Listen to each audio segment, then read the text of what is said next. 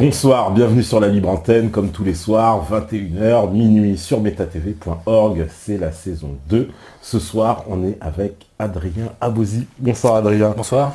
Donc, émission exceptionnelle, comme je vous l'avais annoncé. Alors, bonjour bien sûr à tous les métanautes, tout le public qui est là, bien sûr, Eleftheros, Alex B, Cybernétique, Captain Cap, État Citoyen, Seco, Killuminati, Datagram, etc., etc. Salut à tous. Donc, une émission spéciale sur la contre-histoire de Gaulle. C'est-à-dire qu'on a décidé, donc je vous en avais un petit peu mis l'eau à la bouche depuis quelques jours, je vous en parlais, donc un peu j'ai envie de dire, d'attaquer une icône un peu, là, L'icône. On va sur un sol marécageux, enfin en tout cas sur un terrain glissant, puisque De Gaulle, ça reste quand même une icône absolue, j'ai envie de dire, aussi bien pour la résistance que pour les... entre guillemets, les gens de bien pensants, bien installés. Tout à fait, et d'ailleurs c'est une contradiction que devraient analyser les gens qui se considèrent comme dissidents, c'est pourquoi le système encense à ce point De Gaulle. Ouais. Pour quelle raison? S'il est une icône du nationalisme, on sait que nous sommes dans un monde où le nationalisme et l'amour de la France est diabolisé. Comment se fait-il que cet individu est sanctifié, dirais-je? Oui, c'est ça, et sanctifié donc par les partis opposés, donc c'est voilà. Vrai, De Gaulle est presque le seul dénominateur commun, le seul point d'appui. C'est le totem incontournable. Ouais, tout à fait. C'est le totem incontournable. D'ailleurs, attendez, j'ai peut-être une petite phrase de l'amiral Offand là-dessus. Le régime est fondé sur une légende qui ne peut être dissipée qu'au risque de tout faire crouler. Et l'on ne peut encore parler du gouvernement français sous l'occupation, sinon pour dire qu'il ne comptait que les traîtres sans s'exposer à tomber sous le coup d'une loi qui interdit l'apologie du crime. Donc, comme nous dit ce cher amiral Offand, nous allons nous attaquer à une légende. Alors, d'ailleurs, pourquoi parler de De Gaulle aujourd'hui? Pourquoi De Gaulle alors?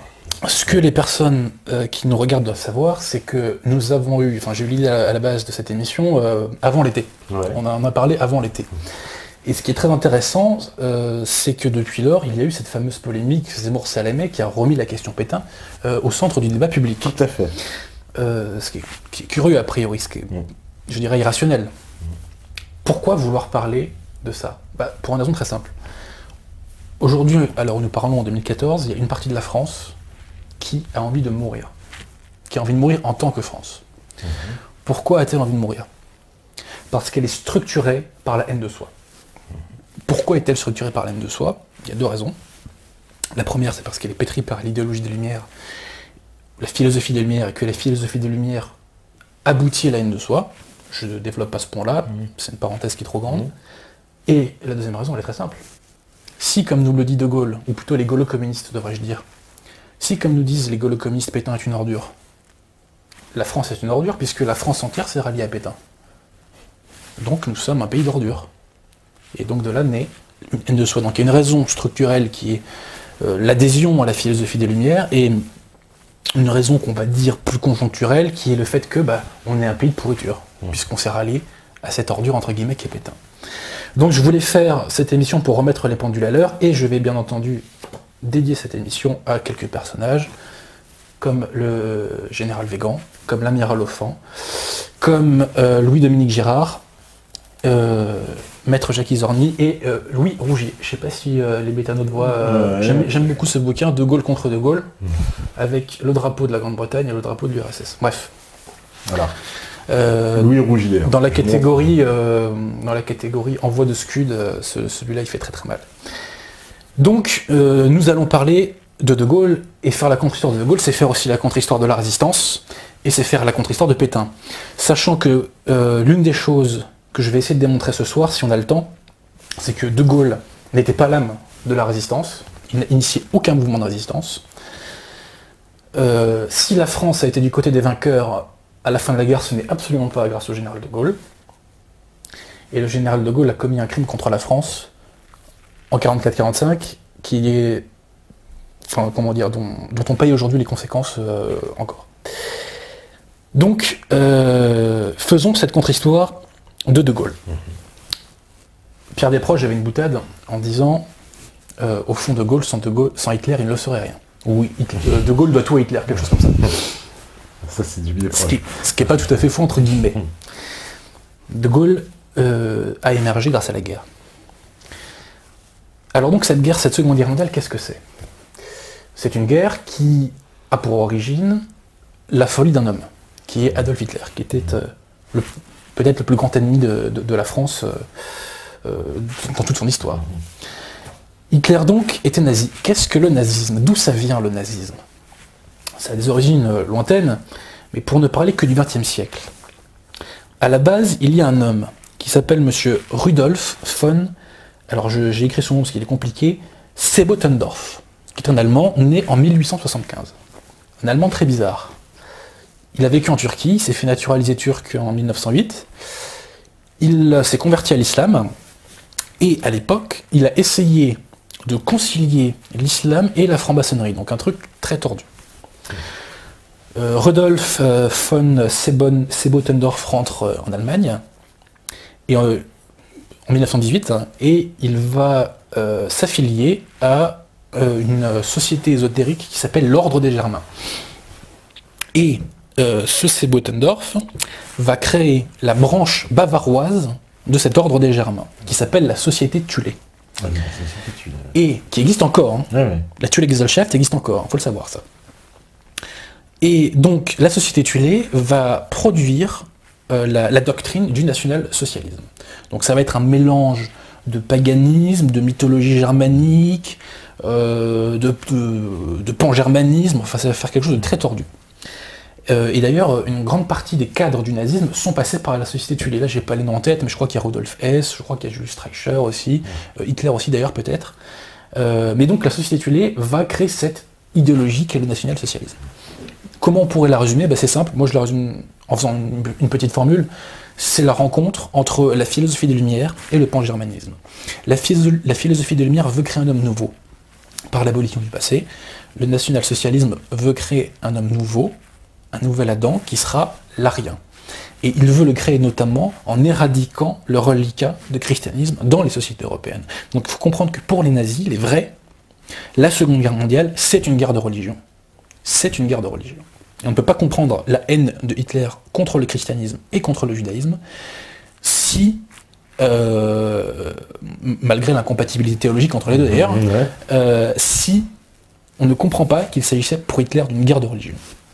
Donc la Thulé-Gesellschaft a créé cette idéologie nazie, elle demande à un individu, un de ses membres qui s'appelle de mémoire Anton Drexler de créer un parti, et donc il va créer le parti ouvrier allemand. Hitler à cette époque-là est militaire. L'armée allemande lui dit en gros de faire l'infiltrer, quoi, si vous voulez. Mais au final, Hitler va intégrer le parti et il va en prendre la tête. Et il va avoir une ascension assez fulgurante, puisque 10 ans après, il sera au pouvoir. Je ne raconte pas tous les détails, l'effondrement du traité de Versailles, ça serait trop long, c'est pas notre sujet. Nous arrivons en 1939, l'Angleterre, pour protéger l'intégrité territoriale de la Pologne, déclare la guerre à l'Allemagne. Et la France suit l'Angleterre et déclare aussi la guerre à l'Allemagne. Alors, nous déclarons la guerre à l'Allemagne, mais le moins qu'on puisse dire, c'est que Hitler a tout fait pour provoquer cette guerre. Il était parfaitement au courant que la France et l'Angleterre s'étaient engagés à maintenir l'intégrité de la Pologne. Donc, il l'a cherché. Hein. Donc voilà, nous avons cette guerre. Pendant les premiers mois de la guerre, en France, nous avons comme président du Conseil M. Daladier, et nous avons en Angleterre M. Chamberlain. Nous sommes dans les premiers mois dans ce qu'on appelle la drôle de guerre. C'est-à-dire que les pays n'osent pas trop, passez-moi l'expression, envoyer la sauce. Je précise qu'au mois de, je crois que c'est au mois d'octobre 1939, le Parti communiste français, qui à l'époque était allié des nazis, au titre du pacte germano-soviétique, a demandé à ce qu'on fasse la paix avec Hitler. Hitler a fait une proposition de paix en octobre 1939, je crois, et ce sont les communistes qui ont demandé à ce qu'on écoute cette proposition d'Hitler. Parce que quand même les cocos qui nous la jouent, premier résistant, je sais pas quoi, parti de 75 000 fusillés, étaient alliés des nazis quand la guerre a éclaté entre la France et l'Allemagne. De toute façon. Et il faut préciser que les communistes sabotaient les armées, les usines d'armement françaises, elles sabotaient le matériel français, ce qui, bon, Je dis pas que c'est la seule cause de la défaite, pas caricaturer, mais en tout cas, ça n'a pas aidé. Hein. Bon, ça c'est le moins qu'on puisse dire. Donc, nous arrivons au mois de février 1940. À ce moment-là, Daladier est encore président du Conseil et Chamberlain est encore président du Conseil. Néanmoins, à Versailles, deux personnes vont se rencontrer. M. Paul Reynaud et M. Churchill. Ils ne sont pas seuls, ils font venir aussi quelques journalistes. Et ils évoquent ce que devrait être la ligne à suivre pendant la guerre. Et à ce moment-là, un pacte secret va naître entre Churchill et Paul Reynaud. Ce plan Reynaud-Churchill, nous le connaissons grâce à deux ouvrages. Celui-ci, Montoire, Verdun diplomatique de Louis-Dominique Girard. Louis-Dominique Girard, je le lis tout de suite, a été le directeur du cabinet civil de Pétain entre février 1944 et juillet 1944. Et ce livre de Lucien Gallimand, Origine et déviation du gaullisme, De Gaulle, agent de Paul Reynaud. Et je précise que Lucien Gallimand, lui, à l'inverse, était un officier des FFI. Donc nous avons un officier FFI et un membre du cabinet de Pétain. Comment est-on au courant de ce pacte secret entre Paul Reynaud et Churchill? Parce que Lucien Romier, qui était le patron du Figaro dans les années 30, était très proche de Paul Reynaud, et Lucien Romier était à cette réunion de Versailles. Et Lucien Romier, qui a été ministre de Pétain, a évoqué ces entretiens secrets, justement à l'entourage du maréchal Pétain. Et ça, c'est dès 1939. Donc ça, c'est en 40. En février 40. Février 40. Donc, la guerre est déclarée. La guerre est déclarée déjà. Ouais. Alors donc, quel est ce plan Churchill-Reynaud? C'est le suivant. Churchill et Reynaud prennent acte du fait que la France ne tiendra pas face à l'Allemagne parce que nous sommes beaucoup trop en retard en termes d'armement. Et je rappelle que l'Allemagne, à cette époque-là, est 2 fois plus peuplée que la France. C'est 80 millions d'un côté, 40 millions de l'autre. Donc on sait qu'on ne tiendra pas contre l'Allemagne. Et on sait que tôt ou tard, la France sera submergée par la division allemande. Donc, les deux chefs d'État, ils ne sont pas encore président, Premier ministre, mais les deux futurs Premiers ministres conviennent que lorsque l'armée française s'effondrera et capitulera, le gouvernement français devra alors s'exiler à Londres, et à Londres attendre que l'Angleterre, surarmée par l'industrie américaine, puisse renverser le continent, sachant que parallèlement, le gouvernement français devra, de son côté, donner l'ordre de l'insurrection nationale, d'une sorte de guérilla généralisée sur tout le pays. Sachant que c'est ce qui se passait déjà avec la Tchécoslovaquie, puisque le gouvernement de Bénès était en Angleterre, le gouvernement polonais, puisque la Pologne était envahie, était en Angleterre, etc. Aussi. Donc voilà, donc il y a ce plan Reynaud-Churchill, ça c'est un des plus grands secrets de la Ve République, ça c'est interdit de le savoir. Il y a un plan secret entre Paul Reynaud et Churchill, qui consiste donc, je disais, à déplacer le gouvernement français en Angleterre une fois que la France serait submergée par l'armée allemande. C'est absolument... On anticipe la défaite dès février. On anticipe la défaite. Mais en fait, si vous voulez, c'est considéré qu'on a deux alliés qui sont l'espace et le temps. Nous avons avec nous nos empires coloniaux. L'Allemagne, elle, n'a que très peu de matières premières, donc elle ne peut pas faire une guerre sur le long terme. Et donc, à terme, on les vaincra, notamment grâce à l'industrie américaine, quand bien même les Américains ne s'engageraient pas eux-mêmes. Parce que l'Angleterre et les États-Unis, comme on le sait, sont très proches. Donc ça, c'est anticipé. Arrive le mois de mars, Daladier tombe. Il chute parce qu'on le trouve trop mou dans la conduite de la guerre. Et qui va le remplacer? Paul Reynaud. Le 28 mars 1940 est fait un traité entre la France et l'Angleterre, en vertu duquel on ne conclura pas d'armistice et de paix définitive, chacun de son côté, si vous voulez. C'est-à-dire que chaque pays s'engage à ne faire une paix que ensemble. Voilà. Donc, cette convention qui est faite trouve ses origines dans les discussions Churchill-Reynaud. Sachant qu'à ce moment-là, Churchill n'est pas encore Premier ministre anglais, il ne le sera qu'en mai 40. La drôle de guerre va arriver à son terme, et les Allemands nous attaquent le 10 mai. Et ils nous attaquent en passant par la Hollande et la Belgique, en violant la neutralité de la Hollande et de la Belgique, qui très vite vont être submergés. Et à ce moment-là, les Allemands vont réussir un tour tactique majeur, c'est ce qu'on appelle la percée de Sedan. C'est-à-dire que les armées françaises qui étaient montées en Belgique c'est l'ordre un peu stupide des Gamelins qui était monté en Belgique pour aider les troupes belges et hollandaises, vont être prises à revers par les Panzerdivision. Et donc, en fait, à la fin, on sera en fait écrabouillé. Je sais pas si je suis clair là. Ouais, c'est ça. Ouais. Voilà. Et en fait, si vous voulez, dès le 15 mai, en vérité, la guerre est virtuellement perdue. Alors, Paul Reynaud panique, et il va appeler au gouvernement 2 hommes. Pardon, j'ai oublié de dire que depuis le 5 mai 1940, Paul Reynaud avait fait venir au gouvernement un certain Charles de Gaulle. Et il faut savoir que Charles de Gaulle et Paul Reynaud sont de proches collaborateurs depuis, je crois, au moins 1935. Et que de Gaulle était l'homme de Paul Reynaud.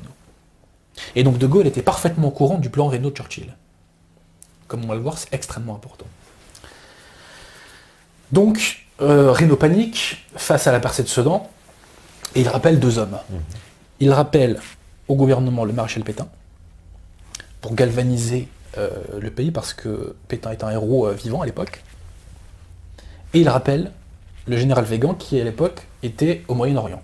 Et Weygand va remplacer le général Gamelin. Alors Weygand, pour essayer de sauver la situation, là je tiens à le dire, c'est très important, va essayer de faire une contre-offensive. C'est-à-dire que les armées françaises qui sont au sud des armées qui ont fait la percée de Sedan devraient faire un mouvement en même temps que les armées du Nord, pour reprendre en tenaille les Panzerdivision. Le problème, c'est que pour faire cette manœuvre, il faut que les Anglais qui étaient avec nous en Belgique nous aident dans le mouvement, pour tenter d'enfoncer les divisions allemandes. Mais que va-t-il se passer? Les Anglois... À la retraite de Dunkerque qui se... C'est pas encore la retraite de Dunkerque. Ah, on est même pas... C'est même pas encore la retraite de Dunkerque. Lord Gort se barre. Sans nous prévenir. Sans nous prévenir. Donc vive les alliés anglois, hein, à l'anglaise. Bref. Donc la manœuvre de Weygand ne va pas marcher, et hélas, nous allons subir la plus grave défaite de notre histoire. Et moi-même, je ne m'en suis pas encore remis. quand je lis ça, c'est toujours le cœur serré, le cœur et le poing serré, et même les dents serrées, et avec la haine, quoi, tout simplement, contre tous ces politiciens français qui nous ont emmenés là, quoi. Parce que bon, quand Hitler a envahi la Rhénanie en 1936, on aurait pu lui mettre la pâtée. Et ce cher, qui c'était je crois que c'est Albert Sarraut, le président du Conseil de l'époque, a eu cette phrase: on va quand même pas faire la guerre à 3 mois des élections. Oui, on va quand même pas sauver la France, ça serait trop bête. Bref. Donc, la bataille continentale à ce moment-là est perdue, et De Gaulle l'écrit lui-même dans ses mémoires. Mettons-nous maintenant dans la tête de Paul Reynaud. Paul Reynaud veut être le Clémenceau de la Seconde Guerre mondiale. Il ne veut pas capituler, il ne veut pas faire l'armistice, il ne veut pas se reconnaître perdant. Et rappelez-vous, Paul Reynaud a ce plan de partir en Angleterre une fois que la France serait submergée. C'est une chose d'avoir ce plan en tête, c'est autre chose de l'appliquer une fois qu'on a la tête dans le désastre, quoi. Bon. Que va-t-il se passer? Le 12 juin, le général Weygand, au Conseil des ministres, va dire: là on arrête, il faut demander l'armistice, c'est la débâcle totale, on se fait massacrer, nos hommes se font tuer pour rien, etc.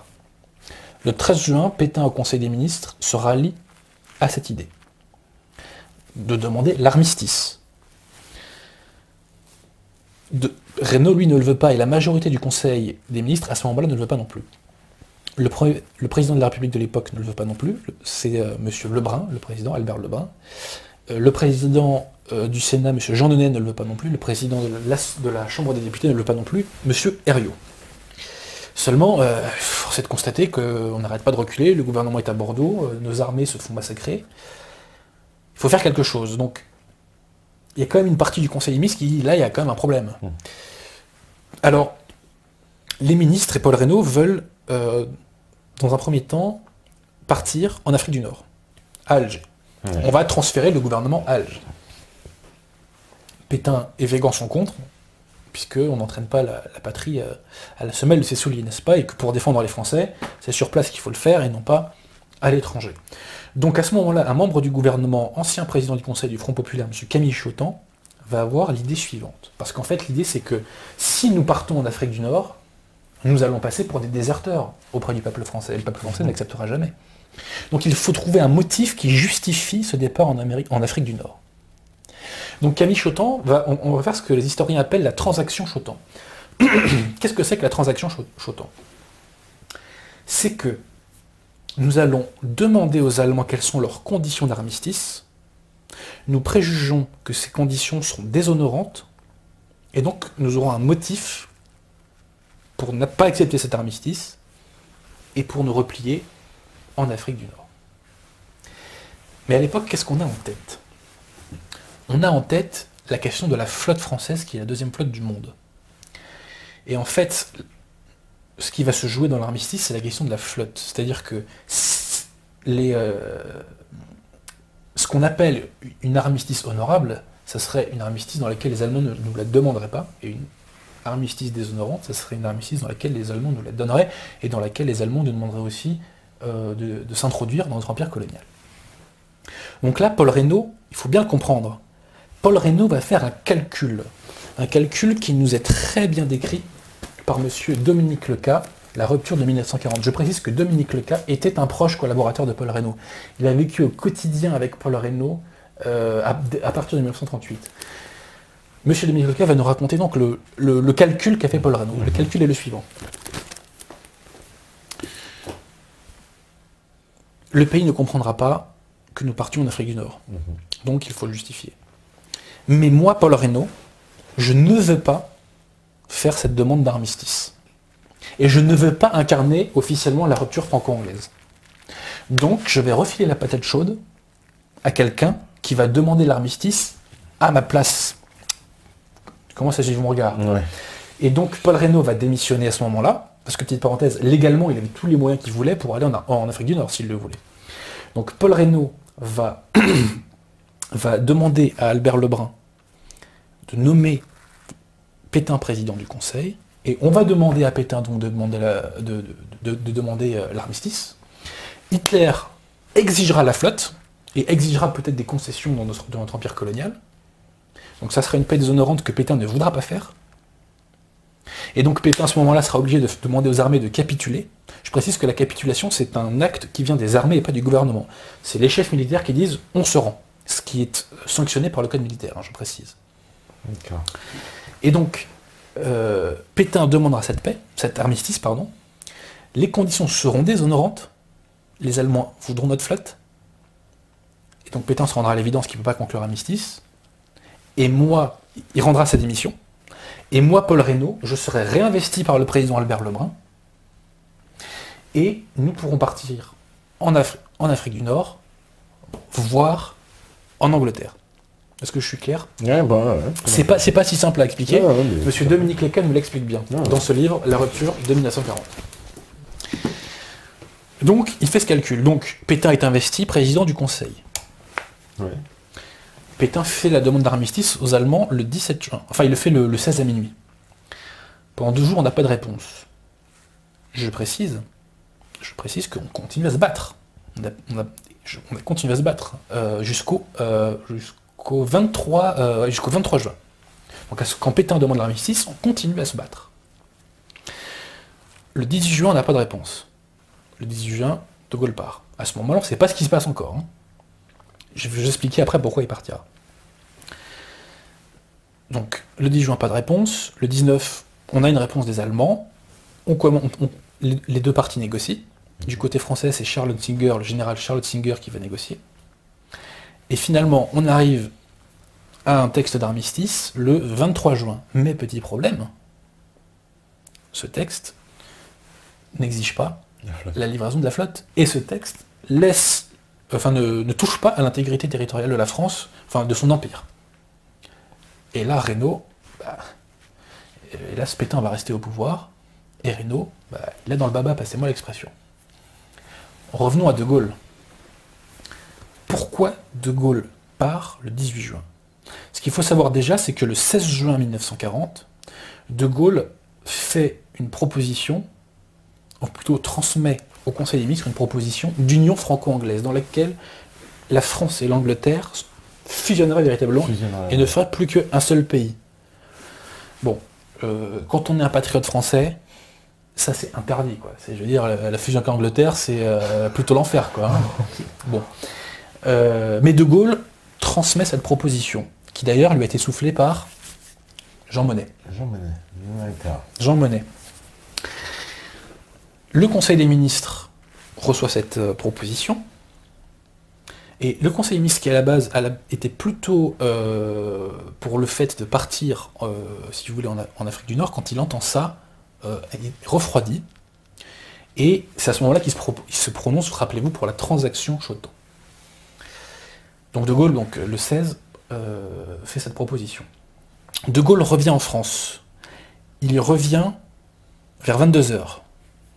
À 22h, il rencontre Reynaud. Et il se rend compte que Reynaud a démissionné. Zut, il était son ministre. Petit problème. Donc là, De Gaulle, à ce moment-là, est à Bordeaux. Qu'est-ce que De Gaulle et Reynaud se disent? On ne le sait pas. À ce moment-là, on ne le sait pas. Mais, beaucoup plus important, De Gaulle, à la préfecture de Bordeaux, enfin, ou je ne sais plus à quel bâtiment de Bordeaux, rencontre un homme capital, un Anglais, le général Spears, à 23h30. Et Spears va mettre le grappin sur De Gaulle et va le convaincre de partir en Angleterre. Pourquoi Spears met le grappin sur De Gaulle à ce moment-là? Pour deux raisons. Un, il est en colère contre Reynaud, qui a joué un calcul très risqué en démissionnant et en laissant Pétain prendre le pouvoir. Donc il est en colère contre Reynaud. Ensuite, il a besoin d'un Français pour faire de la propagande anti-allemande en langue française, parce qu'il sait que comme les armées allemandes nous ont envahis, il va y avoir de la propagande anti-anglaise en langue française. Donc il veut quelqu'un pour contrer ça. D'autant que, je cite Spears, nous allons être obligés de bombarder des villes françaises et il faudra bien le justifier. Ok. Et, c'est encore plus important, il a besoin que De Gaulle aille en Angleterre. Pourquoi? Il a besoin que De Gaulle aille en Angleterre parce que De Gaulle sera un échelon précurseur d'un gouvernement d'émigration Reynaud. Et quand De Gaulle part en Angleterre le lendemain matin, le 17, il y va en pensant que Reynaud reprendra le pouvoir et le rejoindra. Et qui donne 100 000 francs le matin à De Gaulle quand il part? Prendre l'avion avec le général Spears. Qui donne 100 000 francs à De Gaulle? Monsieur Dominique Léca, le proche collaborateur de Paul Reynaud.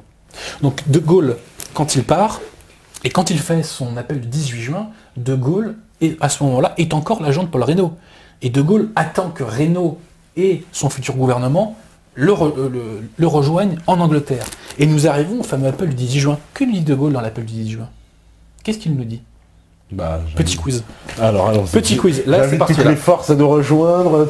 Toutes les forces à nous rejoindre? Ouais, c'est ça, toutes les forces à nous rejoindre. Non, c'est pas ça. Ah, d'accord. C'est parti. J'invite les officiers et les soldats français qui se trouvent en territoire britannique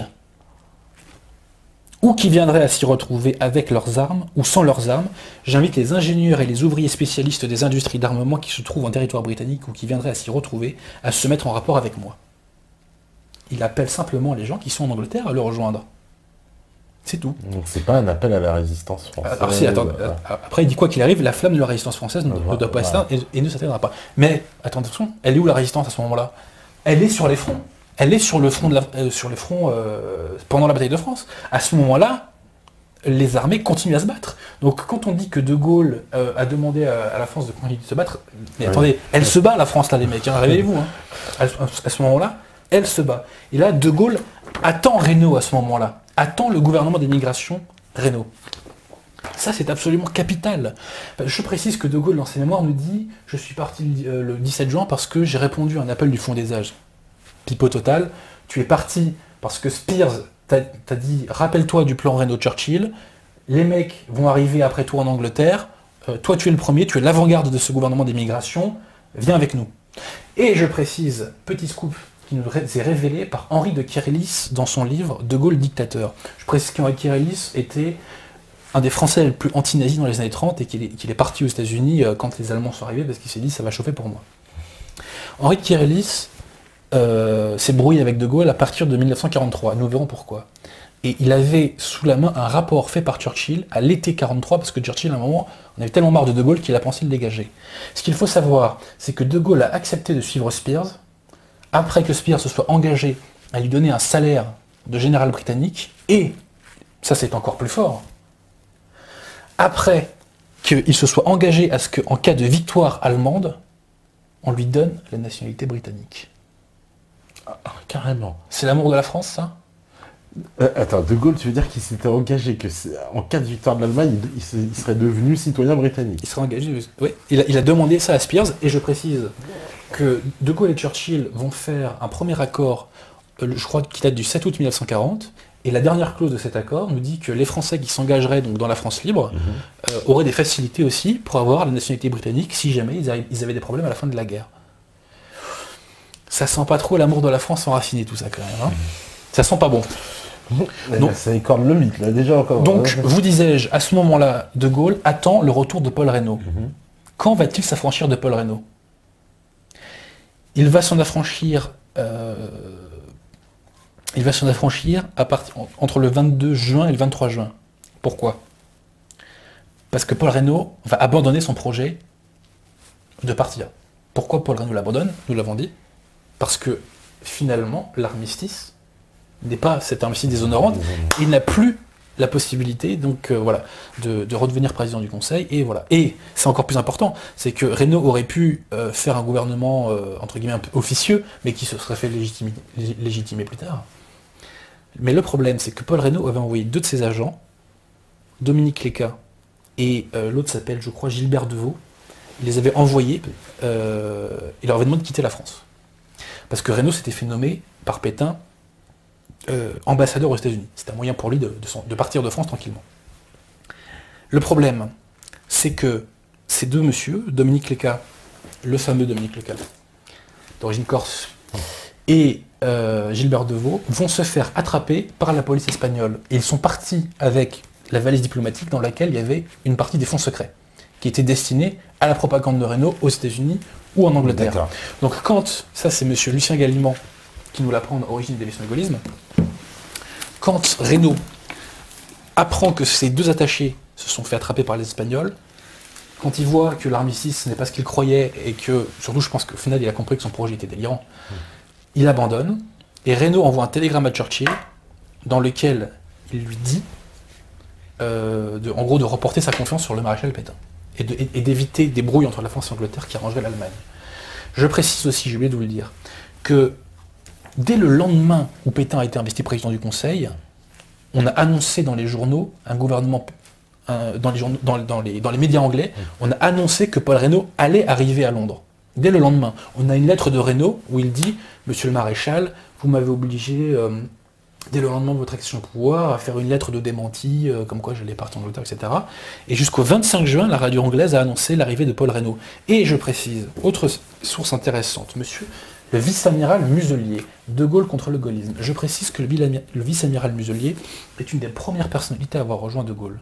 Il était à Gibraltar le 28 juin et il a rejoint De Gaulle et c'est lui qui a organisé la marine de la France libre. Mais il a fini par rompre avec De Gaulle. Parce qu'il s'est aperçu que ce qui intéressait De Gaulle, c'était pas la lutte contre les nazis, ce qui l'intéressait, c'était la prise du pouvoir après la guerre. Que nous dit l'amiral Muselier? Quand il est à Gibraltar, est-ce que je retrouve ça? Enfin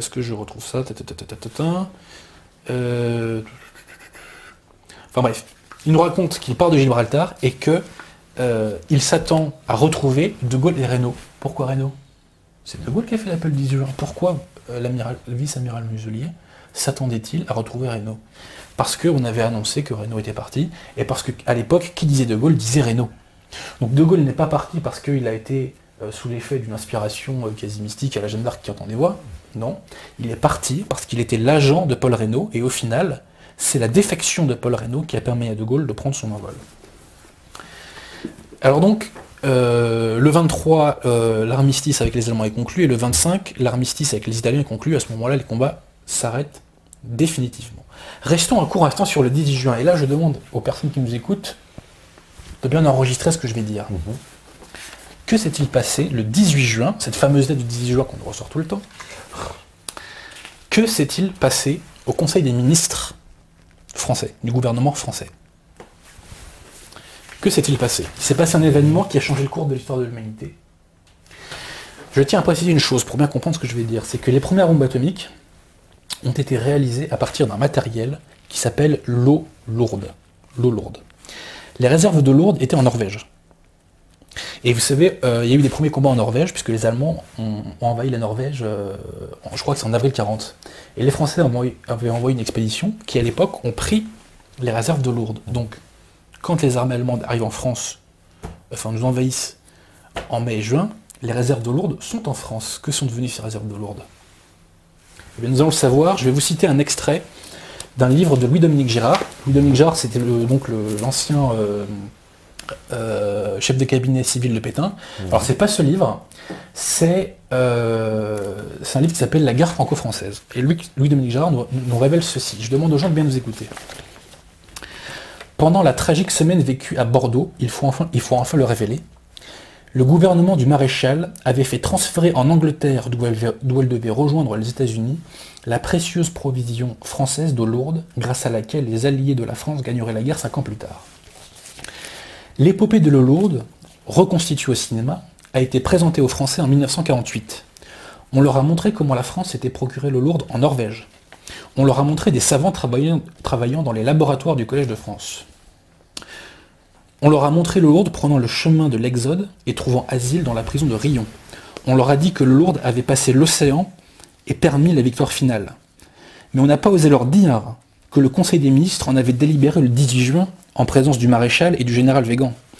On leur a tué que c'est M. Jean Bichelonne, fonctionnaire et futur ministre du maréchal, qui avait signé l'ordre de mission des savants chargés de transférer le Lourdes hors de France. Personne n'a encore eu l'élémentaire dignité de dire que c'est à cause de cela que Bichelonne fut arrêté par la Wehrmacht à l'été 40, et que ce sont Pétain et Laval qui réussirent par des arguments de droit à l'extraire des geôles allemandes, où il devait retomber et succomber en 1944. Qui trompe-t-on? Pourquoi trompe-t-on? La vérité fit-elle si peur? La connaissant, les Français seront obligés de réviser leur jugement sur une période douloureuse et grandiose de leur histoire. C'est ce que certains ont encore intérêt à empêcher. Donc là, j'espère que les gens ont enregistré ce que je viens de dire. Si les Allemands n'ont pas eu la bombe atomique, c'est grâce à Pétain. Parce qu'il a envoyé l'eau lourde qui permettait de faire cette bombe atomique, il a envoyé cette eau lourde en Angleterre, puis aux États-Unis. Ouais. C'est quand même absolument capital. Quand on fête le 18 juin, on pourrait le rappeler quand même. C'est la moindre des choses. Bien évidemment, ce n'est pas fait. Et on préfère rappeler le faux appel du 18 juin du général de Gaulle. Puisque ce n'est que dans son texte du 22 juin que le général de Gaulle va appeler à la constitution d'une force française. Sachant que dans cet appel du 22 juin, de Gaulle va mentir. Il va mentir ouvertement. Il nous dit ceci. Il résulte, en parlant de l'armistice, il résulte de ces conditions que les forces françaises de terre, de mer et de l'air seraient entièrement démobilisées, que nos armes seraient livrées, que les territoires français seraient totalement occupés, que le gouvernement français tomberait sur les dépendances de l'Allemagne et de l'Italie. Les armes françaises ne sont pas livrées. La flotte, rappelons-nous, n'est pas touchée. Ouais. Les Allemands avaient demandé notre aviation, mais nous avons obtenu à ce que l'aviation ne soit pas donnée aux Allemands, et qu'elle soit simplement démembrée et mise dans des entrepôts. Ouais, c'est ça, ouais. Donc De Gaulle ment ouvertement. Et il le sait très bien, hein, il sait qu'il raconte n'importe quoi. Je vais revenir là-dessus. Donc cet armistice est fait. Faisons maintenant un focus sur cet armistice. Non, pas tout de suite. On va rester un petit peu sur le cas de Gaulle. Il va se passer un événement assez répugnant, le 3 juillet 1940. C'est ce qu'on appelle la bataille de Mers-el-Kébir. Que va-t-il se passer? Je sais bien le 3 juillet 1940. Hein. Une partie de la flotte française va se baser donc, dans le port de Mers-el-Kébir, et à ce moment-là, les Anglais ont la pétoche, et ils ont peur, malgré le texte d'armistice, les Anglais ont peur. Ils exigent qu'on s'aborde notre flotte, c'est ça? Non, non, c'est pas ça. Qu'on les suive. Qu'on les suive. Qu'on les suive. Les Français disent non, parce que si on vous suit, les Allemands, là, ils vont repartir faire rien contre nous, et bon, on s'est déjà pris une dérouille. Et donc, comme les marins français refusent de les suivre, eh bien, ils vont tirer sur la française, et voilà. Et donc, 1800 marins vont mourir, sachant qu'il n'y avait aucun risque pour que les Allemands s'emparent de la flotte, pour plusieurs raisons. La première raison, c'est que l'amiral Darlan, qui est à la tête de cette flotte, avait donné des ordres de sabordage de la flotte si jamais les Allemands tentaient de se l'approprier. Et c'est ce que fera la flotte le 27 novembre 1942, nous y reviendrons. Sachant que l'amiral Darlan, le 19 juin 1940, s'était engagé auprès des amiraux anglais déjà à s'aborder plutôt que de donner la flotte. Donc il n'y avait aucun risque, et que, je précise, Pétain avait demandé comme condition de l'armistice qu'on ne touche pas à la flotte. Et Pétain avait transmis ces conditions de l'armistice aux Anglais et même aux Américains. Donc il le savait très bien qu'on ne voulait pas livrer la flotte, il n'y avait aucun risque. Mais les Anglais vont tirer sur la flotte française et vont au passage assassiner 1300 marins. Et ils l'ont fait parce que, bon, il y a eu peut-être un climat psychologique qui les a un petit peu poussés à le faire. Ouais. Mais peut-être que si M. de Gaulle n'avait pas écrit ceci, n'avait pas dit ceci dans son appel du 2 juillet, Duquesne, Tourville, Suffren, Courbet, Guéprat auraient-ils jamais consenti à mettre à la discrétion de l'ennemi une flotte française intacte? De Gaulle nous dit qu'on a donné la flotte aux Allemands, ce qui est un pur mensonge. Hein. Il nous dit ça le 2 juillet. Hein. Le 3 juillet, le lendemain, que se passe-t-il? Massacre de Mersel-Kébir, 1300 marins assassinés. Quelle est la réaction de Gaulle à Mersel-Kébir? Selon le vice-amiral Muselier, de Gaulle est effondré. Ok. Que nous dit de Gaulle dans son prochain appel du 8 juillet? En vertu d'un engagement déshonorant, le gouvernement de Bordeaux avait consenti à livrer les navires à la discrétion de l'ennemi.